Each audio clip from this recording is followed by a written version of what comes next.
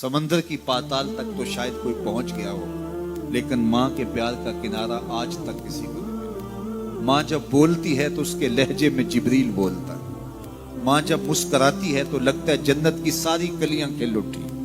अल्लाह ने उसके सीने में वो दर्द, वो दरक, वो मोहब्बत, वो उल्फतों का एक जहां आबाद कर दिया है।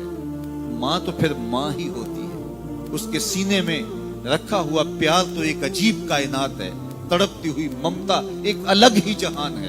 कभी आपने देखा हो कि बच्चा घर से निकलता है, दुनिया की बड़ी बड़ी दानिशगाहों में उसका इंतजार हो रहा होता है, लोगों को अक्लो बीनश सिखाने जा रहा होता है। उसकी एक एक बात को लोग मोतियों की तरह झोलियों में डालते हैं और दुनिया की दानिशगाहों में, यूनिवर्सिटियों में और दरसगाहों में लोग उसके मोतियों जैसे जुमले सुनने के लिए बेताब होते हैं कि ये अक्लो बीनश का मुरक्का है, ये फहमो इदराक का पहाड़ है, इसकी बातें जिंदगी गुजारने का गुर सिखाती हैं। तो लोग सीखने के लिए जमा होते हैं, लेकिन वो शख्स जब घर से निकलता है तो माँ कितने भोले अंदाज में कहती है, पुत्र जरा सड़क ध्यान से अबूर करना। जो दुनिया को अक्लो बीनश का सबक सिखाने जा रहा है उसको ये भी नहीं पता कि सड़क कैसे अबूर करनी है, लेकिन माँ के प्यार का रूप है, ये माँ की मोहब्बत का तेवर है, ये उसकी उल्फत के रंग हैं।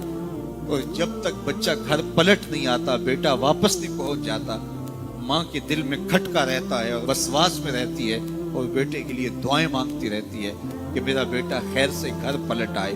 माँ के सीने में इतना प्यार क्यों है? दुख झेल लेती है, तकलीफें गवारा कर देती है। गरीब माएं तो बेटों और बेटियों का पेट पालने के लिए किसी के घर के बर्तन भी मांजने पड़े तो इससे भी गुरेज नहीं करती। तकलीफें सह लेती हैं, अजियतें गवारा कर देती हैं, लोगों की गुलामियां कबूल कर लेती हैं। माएं अपनी औलाद के लिए क्या कुछ नहीं करती। माँ को अपनी औलाद से इतना प्यार क्यों है?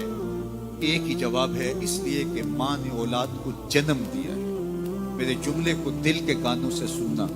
जिस माँ ने जन्म दिया है वो इतना प्यार करती है, तो जिस रब ने खलक किया है वो कितना प्यार करता है। जन्म देने वाली के प्यार का ठिकाना कोई नहीं, तो जो खलक करने वाला है उसके प्यार का अंदाजा कौन कर सकता? तो माँ गवारा नहीं करती कि मेरा बेटा भूखा रहे, तकलीफ में रहे, बेटा भूख में तड़पे तो माँ बेचैन हो जाती है। तो जो 70 माओं से ज्यादा प्यार करता है उसने कैसे गवारा कर लिया कि मेरा बंदा भूखा रहे?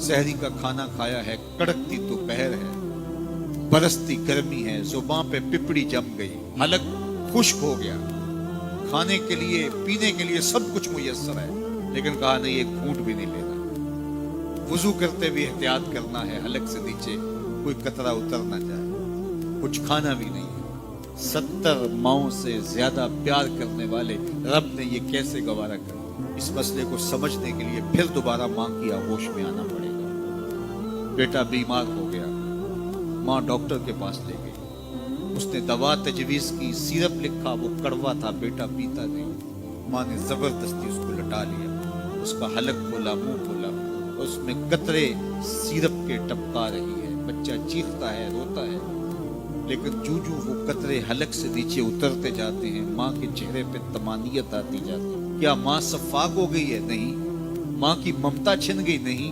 वो जो बेटे की आंख में आंसू नहीं देख सकती थी, वो तड़पते हुए बच्चे को देख के मुतमईन क्यों है? क्या माँ की ममता रुखसत होगी? जवाब नहीं। तो फिर क्यों माँ इतनी खुश है? कहा बेटा नहीं जानता, माँ जानती है। चंद लम्हों की तकलीफ है, कुछ लहजों की कड़वाहट और तलखी है, लेकिन ये सिरप जब बेटे में उतरेगा तो नतीजा शिफा की सूरत में बरामद होगा। माँ की निगाह इस कड़वे सिरप पे नहीं, माँ की निगाह नतीजे पे है। कहा 70 माओं से ज्यादा प्यार करने वाला रब तुम्हें बहुत प्यार करता है, लेकिन भूख और प्यास इसलिए गवारा करवाई जा रही है, लअल्लकुम तत्तकून। इसका नतीजा तकवे की सूरत में बरामद। तुम्हें इत्तिका की दौलत मिलेगी, तुम तकवे का नूर पालोगे। इसलिए ये महीना एक मौका है, एक फुर्सत है। हम इस फुर्सत को गनीमत जाने और अपने नफ्स को काबू में करें। रोजा